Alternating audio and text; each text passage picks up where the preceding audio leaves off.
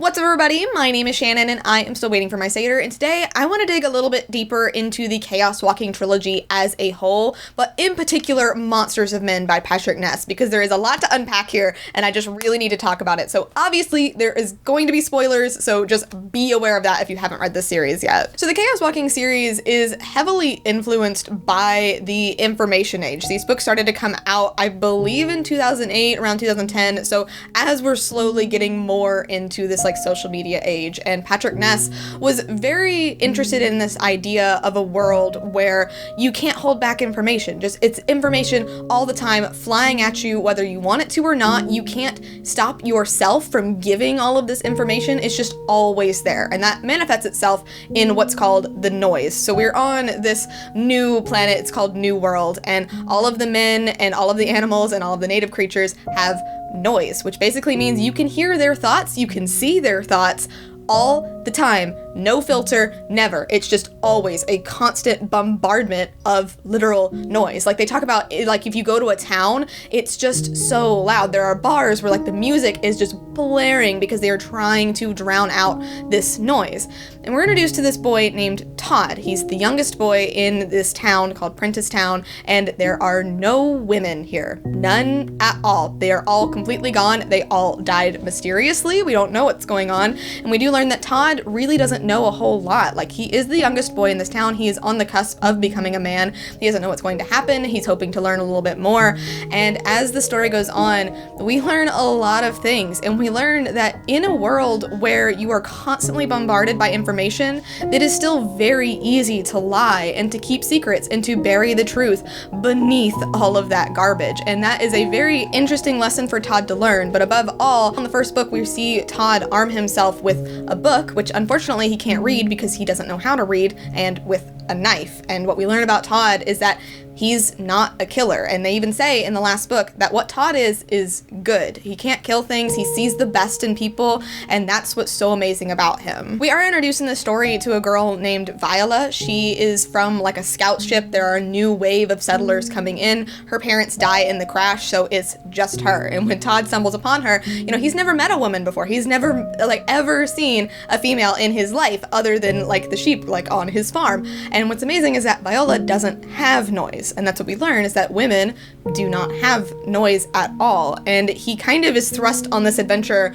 trying to keep her safe. They're outrunning this crazy dude who's trying to kill them. It's just this boy, the dog, and Viola. And they start to encounter more towns and more people. And Todd slowly starts to see that the life he thought he was living was a complete lie. There are more women out there. There is so much more history. There is so much more world to be seen. And we get to see him and Viola slowly grow closer together. Once we get into the second book, Ask and the Answer, Todd and Viola are kind of pulled apart, and they are suddenly on opposite sides of a growing conflict. We're finally introduced to the villain of the entire series, who is the mayor. He is super creepy. He doesn't have noise because he's learned to control it, so you never know exactly what he's doing, and you always just get this weird vibe from him, you don't know what's going on or why he's doing things. Can you trust him? What exactly is going on here? But then we also have Viola on the other side, and she starts to meet all of these women, and Mistress Coyle, who isn't the mayor, but she's also not much better than the mayor. She is kind of a terrorist. She does like to blow things up, and she's very extreme. So we do have these two extremes constantly at odds, and Todd and Viola are kind of stuck in the middle of it. And unfortunately, with Todd, with him being inherently good, that does rub off on people. We do see him drastically change one of the minor antagonists in the story, but he is so trusting to a fault. He doesn't trust the mayor, but at the same time, he does, and he starts to see that he will do anything to keep Viola safe. And unfortunately, the mayor and his other enemies learn this as well, and Todd kind of falls into a very dark place. He starts to do these very awful things.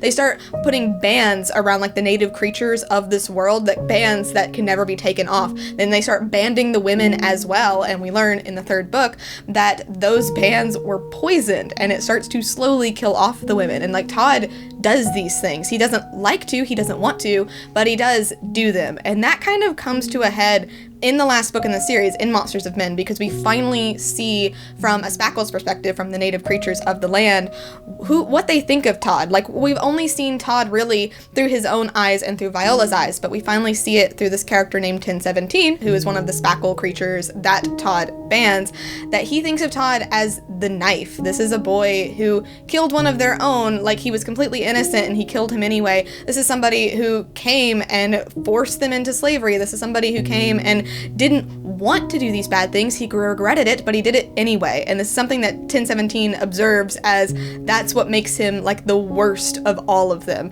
because he knows it was wrong, but he does it anyway. And 1017 is just full of revenge, and he wants to take revenge on the knife. He wants to take revenge on Todd. He wants to kill off all of the people because he's so upset. All of these people were taken away from him, and he just wants to take it out on everybody else. So by the end of this book, we do have three sides. We have the Spackle army, who most of them just want to like fight back because they've been attacked, but we do have 1017 who has that revenge goal in mind. We have the Answer, who are mostly women, but also some men as well who don't agree with the mayor. They're kind of bombing things. Their main goal is to take down the mayor, but when the Spackle are introduced, kind of changes up dynamics just a little bit. That's where Viola mostly spends her time. And then we also have the mayor, who Todd spends most of his time with, who just wants war for the sake of war. That's all he wants. Like, by the end of this book, his final stand, like his last thing that he wants, is to fight in a war where he's most likely gonna die, where they're all most likely gonna die, because to him, like, that's what living is. He is completely insane, and we learn that he's been driven insane because of all of the noise on this planet. He's bombarded by all of this noise all of the time, and so he tries to control it. And if you can control your own noise, that means surely you can control other people's noise, and that's what he's trying to do, but it drives him insane because he can't ever quite do it. He can control others, and he does get really, really good at it, like scary good at it, but it's still driving him insane, and he still just cannot function at all. And his time with Todd does start to rub off on him. He does start to realize that Todd is good. Todd is somebody that, you know, you'd want to do anything for, like you'd want to make him happy, and Todd, above anything else, just wants to keep Viola safe. So the mayor does start to change a little bit, but he is really far gone. He has completely given himself over to madness, and war to him is the only thing worth fighting for. What's kind of terrifying in this book is the amount of time that Todd spends with the mayor, to the point where at the end of this book, you almost can't tell them apart. We can, because Todd himself hasn't changed a whole lot. Like, he does start controlling people a little bit, and he does learn to control his noise, so he's a lot quieter, but on the outside, because you can't hear his noise, you can't see like all of the things that he's constantly feeling all of the time, because he's not that same Todd on the outside, he does start to look a lot like the mayor. He grows a lot, so they're like the kind of the same height now. They're wearing the same uniform, and it's so symbolic towards the end of this book. They keep making points to say, like, are you sure you can handle yourself against him? Like, are you sure, like, the mayor's not rubbing off on you, not the other way around?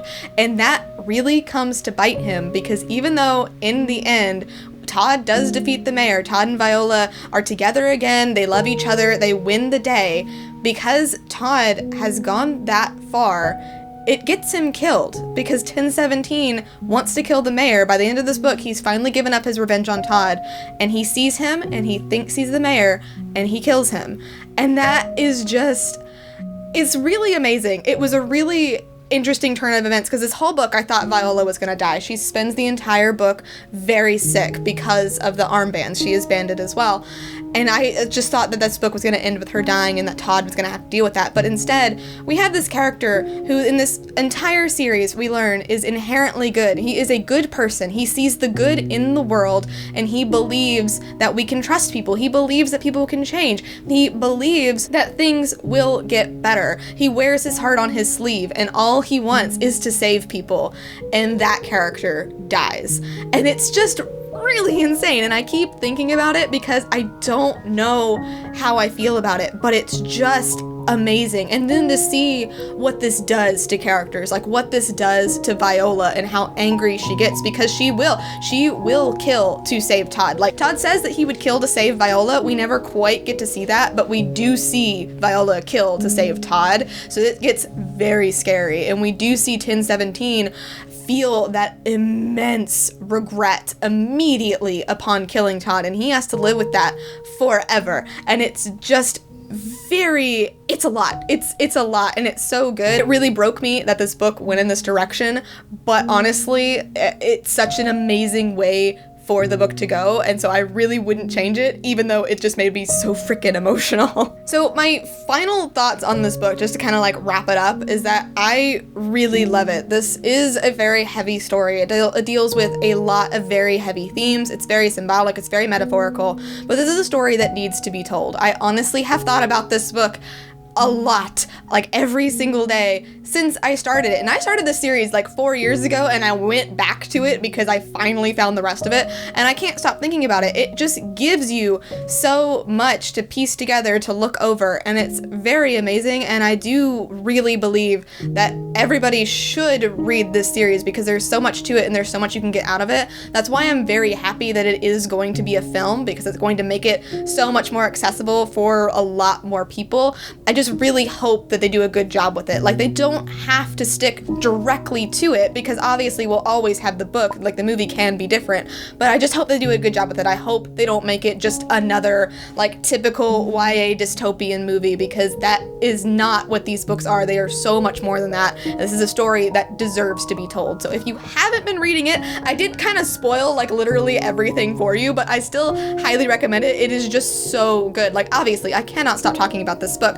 but if you have read it, I'd really love to know all of your thoughts down in the comments below. Thank you so much for watching this video. If you liked it, be sure to hit that like button down below. Don't forget to subscribe so you can talk books with me every week. That is everything I got for today, and I will see you guys next time. Bye.